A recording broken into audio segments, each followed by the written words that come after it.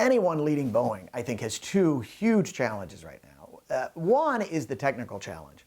That's all about getting the plane up and flying, getting the MAX back in the air, getting the certification done with the FAA. That's not an easy task, and I don't think one underestimates it. But then you have what I think is really the harder task, which is how do you restore confidence? And how do you get people feeling good about flying on the MAX?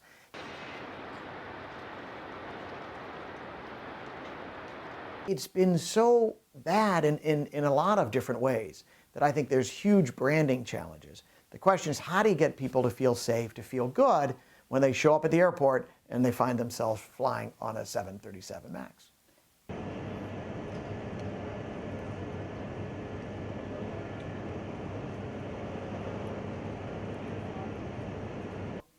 This is such a difficult situation for a new CEO.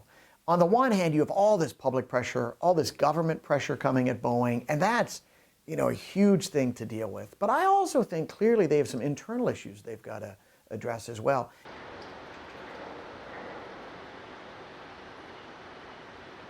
The best thing working in his favor, I think, is that he's new and he's fresh and he's got this little window when he could step in to say this is a new time for Boeing.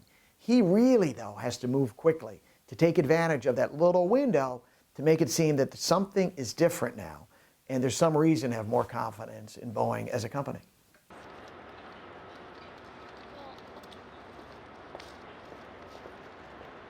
That people tend to have fairly short memories. So if you're Boeing, what you really hope is that you get that plane out there, it gets flying, gradually people come to be more comfortable with it, and over time they develop confidence in the plane. It is going to take a while, though, for the negative associations to fade away.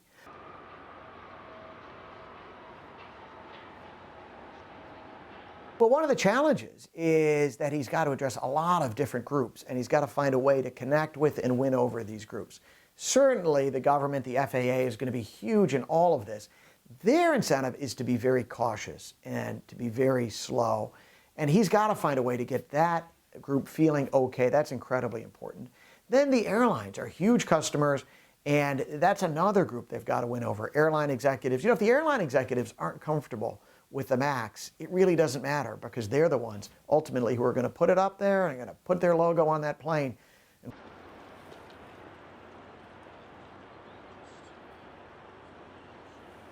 But I think maybe the place he's got to begin is internally, because if he doesn't address the internal issues, it is very hard to address the external issues.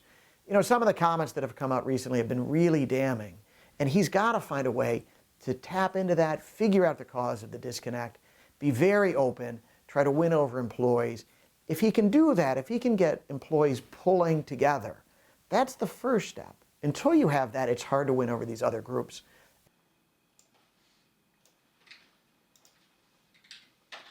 One of the amazing numbers that has come to light recently is that the prior CEO is walking away with more than $60 million in compensation.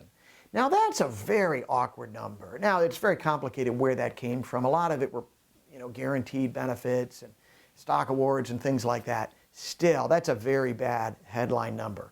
It's interesting, with the new CEO, with Calhoun, they've really highlighted the fact that he's getting paid $1.4 million, which is a lot of money, but nowhere near the kind of numbers they were tossing around with the former CEO.